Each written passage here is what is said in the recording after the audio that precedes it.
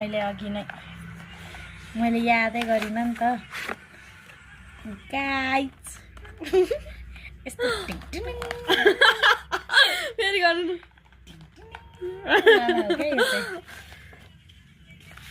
अनि यो अन्त यो चाहिँ चार्जर हो यो लामो छ है यो लामो छ अनि कस्तो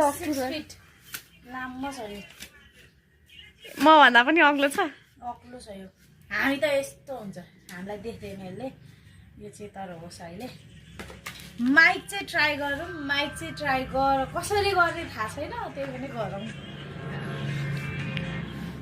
चार्ज छ कि छैन यसो चार्ज हुन्छ कि हुँदैन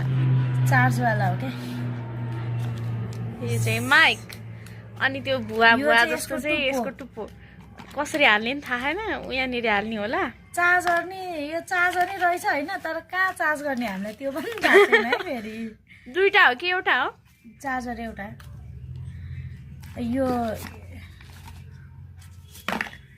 यो के हो नि थाहा छैन यो चाहिँ यता चाहिँ अन गर्ने रहेछ हो कि अफ गर्ने हो कि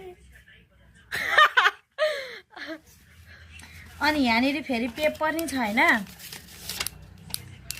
ए इङ्ग्लिसबाट नि रहेछ त हाउ टु युज रहेछ त step connect the receive to phone with port के भनेको यो भने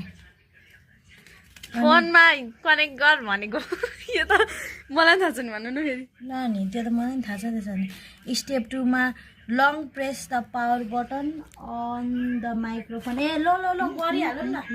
कुन फोनबाट गरी हेरौँ न भाइ फोनले त त्यो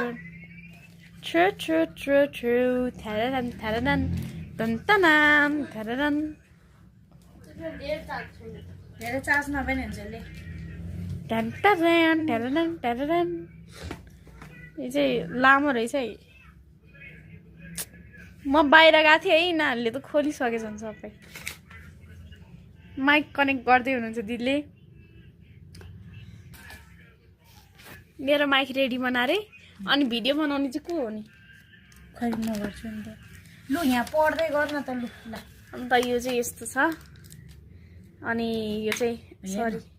यो चाहिँ यहाँनिर त्योमा राख्ने रहेछ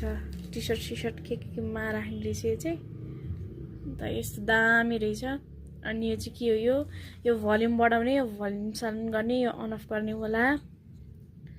यो चार्जर यो दुईटा टाइपको चार्जर हो यो वाल पनि छ त दुईटा यो पुवाल चाहिँ यहाँ यसरी जोड्ने होला नि